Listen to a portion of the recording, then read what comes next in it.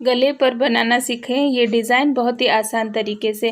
Friends, मैंने ये नेक पर जो एंकरिंग डिज़ाइन की है वो सिंपल धागे से बनाई है और आज मैं आपको मेरी पूरी वीडियो में इसी डिज़ाइन को बनाना सिखाऊंगी। तो फ्रेंड्स, ये जो मटेरियल है, इन सभी मटेरियल से हम ये डिज़ाइन क्रिएट करेंगे। ये मैंने पेपर कैनवास लिया है जिसको मुझे कॉलर और हैंड्स पे लगाना है। ये थ्रेड एंकर थ्रेड है, लेकिन मैं इस नॉर्मल धागे से आपको ये डिज़ाइन बनाना बताऊंगी क्योंकि एंकर का धागा मुझे मैचिंग नहीं मिला है। पोटली बटन्स रेडी करके रख लिए हैं फ्रेंड्स। ये नेक पे मुझे पोटली बटन्स लगाने। ये मेन फैब्रिक है, ये इसका इनर है।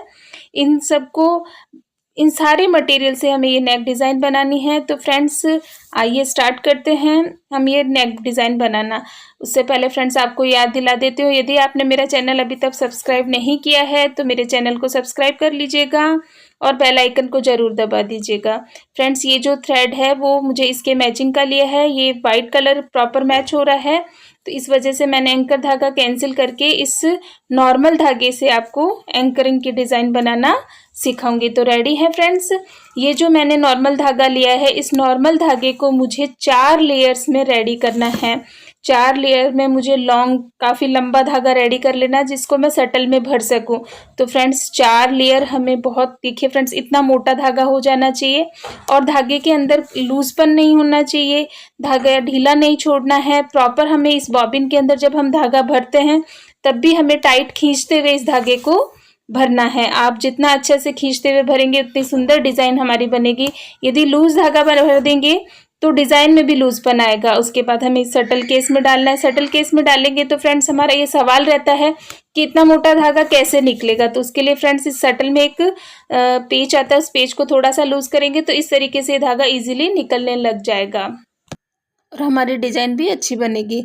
अब मैं इस फैब्रिक में कुर्ते की कटिंग कर लेती हूँ। फ्रेंड्स, मैंने मेजरमेंट लगा कर ये कुर्ता कट कर लिया है, जो लेंथ वाइज पूरा प्रॉपर। इसके बाद स्लीव्स भी काट लेंगे। तो ये स्लीव्स भी हो गई हमारी कट। स्लीव्स कट होने के बाद इसका अस्तर वो भी इक्वल काटना है। इक्वल काटने के बाद फ्रेंड्स, हम अब नेक की मार्किंग करेंगे। तो इस फैब्रिक में हमें फ्रंट और बैक अलग करते हुए, बैक में तो हमें बिल्कुल राउंड कॉलर बनानी है, इसलिए 2 इंच का राउंड शेप देना है और फ्रंट का हमें डीप रखना है। तो हम यहाँ से वी शेप लेते हुए इसका कट करेंगे। तो मैं आपको इसकी मार्किंग बता देती हूँ फ्रेंड्स। मैंने 11 इंच की लेंथ ली है एंड वही 6 इंच पे जो हमारा मेन नेक बनता है वहाँ पे बना के 2.5 की इसकी विड्थ है लेते हुए फ्रेंड्स, 1 इंच का मुझे इसका गैप देना है। उसको 6 में मिलाकर वी शेप को क्रिएट करना है। इस वी शेप के द्वारा हम ये नेक बनाएंगे। तो फ्रेंड्स, जब मैं इसको मार्किंग करने के बाद कट करती हूँ तो ये हमारा कुछ इस तरीके से कट होने के बाद जो शेप आएगा वो शेप कुछ इस तरीके से हमारे सामने रेडी होएगा। फ्रेंड्स, ये वी और प्लस 1 इंच का मैं आपको ओपन करके दिखाती हूँ। इतना गैप इसके अंदर होना चाहिए। इस गैप से ही के साथ ही हम कॉलर बनाएंगे।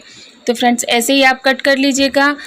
अब इसको अस्तर पे अटैच करना है। अस्तर पे अटैच करने पर सबसे फर्स्ट आप नेक को परफेक्ट सेट कर लीजिए। नेक में एक भी रिंकल्स वगैरह नहीं आना चाहिए। तो मैं पिन्स लगाकर इसको परफेक्ट पूरा फिक्स कर रही हूँ। फिक्स करने एक बार पक्की स्टिच मार लेती हूँ। पक्की स्टिच मारने के लिए मैं मशीन से ही इस पर सिलाई लगाऊंगी। तो फ्रेंड्स, ऐसे ही आप इसको परफेक्ट कर लीजिएगा ताकि अस्तर इसके साथ अच्छे से अटैच हो जाए।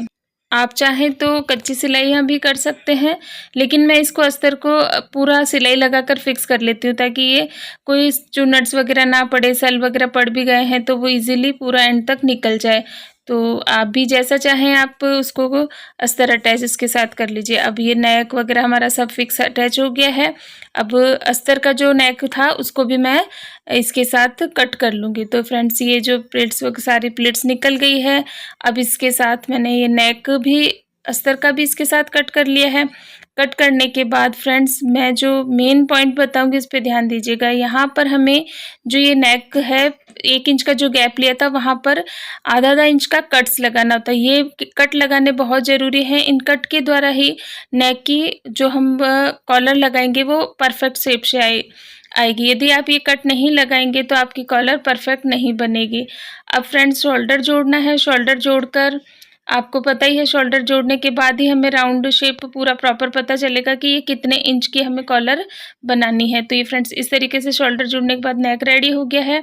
अब इंची टेप से आप पूरा ऐसे मार्क मेज़रमेंट करके देख लीजिएगा कि ये कितने इंच का आ रहा है।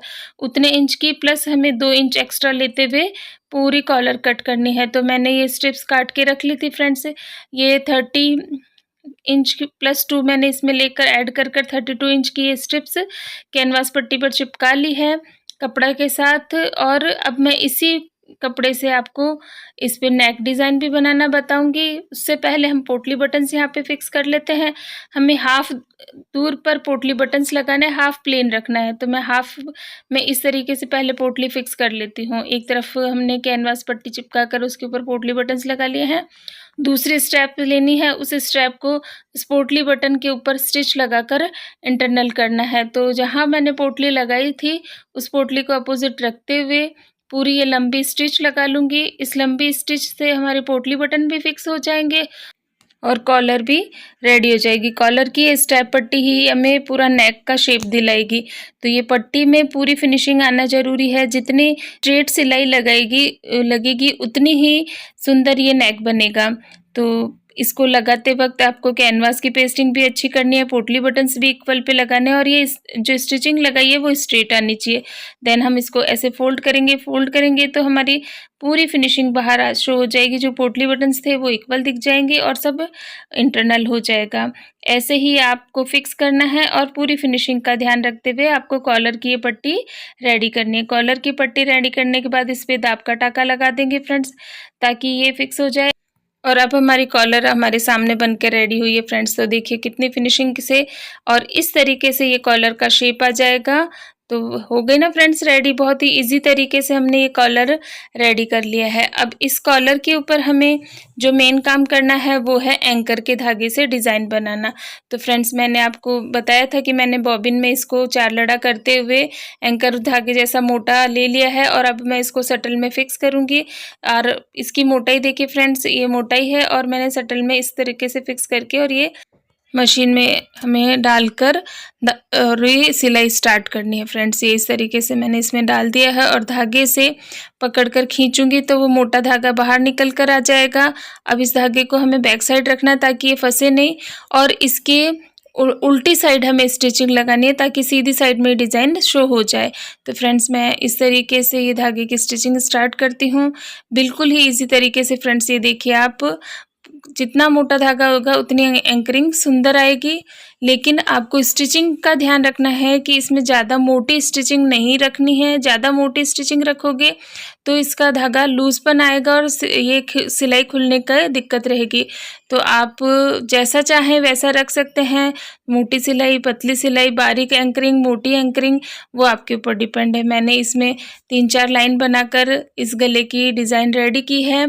तो वो इस तरीके से हमने आज आपको एंकर धागे की ये डिज़ाइन बनाना सिखाया है। तो आप मुझे कमेंट करके बताइएगा कि मैंने ये जो डिज़ाइन समझाई है वो आपको प्रॉपर समझ आई है।